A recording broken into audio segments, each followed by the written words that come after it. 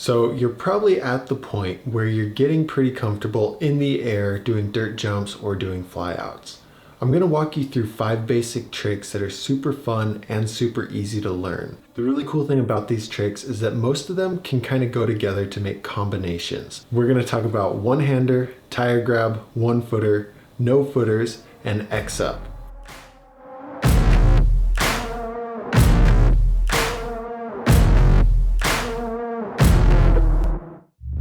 So these are really fun tricks to do that are easy to learn, and then they're also building blocks for all the other tricks that you're going to learn later on. So all of these tricks are going to be done at the same point in the air, except for the X-up. That one's a little different and I'll go more in depth on that.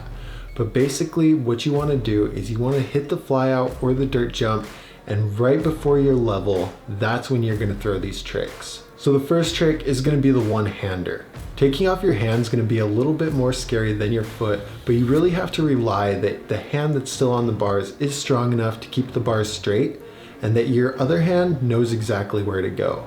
So when you're at that point in the air, right before you level out, you're going to pull your hand off. Now you can take it off to the side or you can take it straight up, whichever one's more comfortable for you. I would recommend starting small, only getting it a few inches away from the grip before you really throw it out there and get crazy. Now when you take that hand off, keep your other hand strong and your elbow locked. You don't want your bars to turn around and you don't want them to drop down when this hand comes off. You should also figure out which hand's more comfortable to keep on the bars. My right hand's more dominant, so when I take my hand off, it's always my left hand because I know that this arm isn't going to let me down. So while you have that hand off, make sure that you keep your legs in the stationary position that they were before you took your hand off. If you have your hand off and you start to suck your legs up and get ready to land, it's really going to throw off your balance and it might make it hard for you to keep this arm on and in control. And when you bring this hand back on, look at the grip that you're trying to grab onto and make sure that your hand reaches it. So once you put your hand back on, you can prepare for landing and get ready to hit the next jump.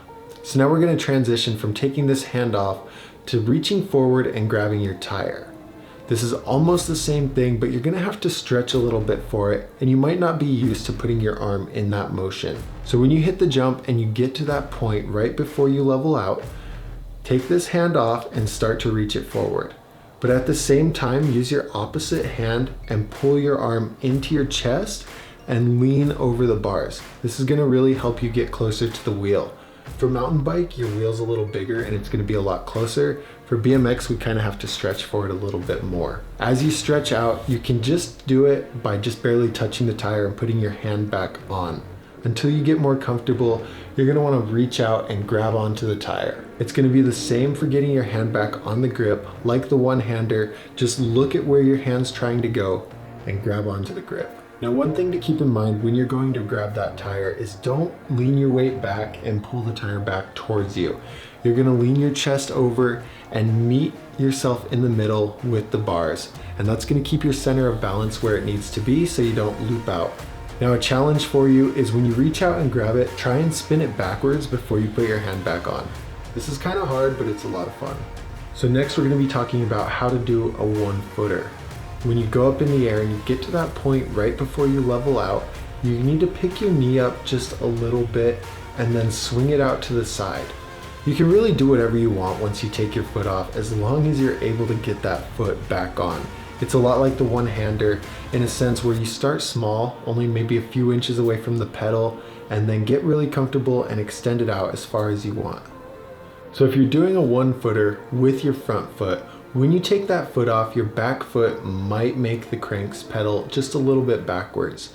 So when you go to put your front foot back on, scoop your toe down with the back foot and move it, bend your knee just a little bit so that it brings the cranks back to level. That way your foot doesn't get lost and it goes back exactly where it was when it came off. Now if you're taking off your back foot and you have brakes, make sure that you pull the brake lever so that your pedals don't move forward. If you don't have brakes, you're kind of out of luck, but what you can do is you can put that foot back on at the top part where the pedal is and then pedal it backwards before you land. So the no-footer is kind of the ultimate part of these 5 basics, because it feels really good to get both feet off and just kind of float there for a second. So when you're ready to take your feet off, you're gonna wait until you are at that point right before you level out. Bring your chest just a little bit forward over top of the bars and lift your feet up and then spread them out. Again, just like all of these other tricks, start small, only a few inches away from the pedals before you really extend it. Keeping your chest over your bars is going to drop the pedals down so they're out of your way. So when you're ready to get your feet back on, make sure you look at the pedals so that you know where they're at. Clamp your feet together and they'll fall right on the pedals. So to keep your cranks from spinning backwards when you take your feet off, make sure that you're taking your feet off at the exact same time. Just like any trick we talk about, timing is so important, and if you pull off one foot before the other one, it's going to make the crank spin, and then your feet are going to get lost in the air. So the last one is going to be the X-up, which is just a little bit different than the few, because you actually want to make sure that you're leveled out when you do the X-up. When you get leveled out, you're going to want to throw your hips back, but keep your legs straight and lock your knees. This gives you lots of room in between your waist and the handlebars for you to turn your bars. So once you're in that position, leaned over, your chest should be over the bars, but your butt should be back, you're going to do an X-up. And you do that by turning your arms down and loosen your grip just a little bit so you can really get the full extension. You're gonna start small with this one. You might only get it to here, you might only get it to here, but over time, you'll be able to fully extend it. So when you're fully extending the X-up, basically, you're only gonna have these fingers on. You're gonna loosen your grip with all these other fingers and just hold on with here. And that's what's gonna allow you to get the fully turned X-up. Now make sure that you have your knees back and out of the way so that when you unfold the X-up, you don't smack your knee and you don't get stuck. And then once it's unfolded, you can land just like normal. So now that you have all 5 of these basics down, you can tie them all together. You could do no-footed X-up, one-handed X-up, one-footed X-up, no-footed one-hander, one-handed one-footer, one-handed no-footer, no-footed one-hander, one-handed X-up.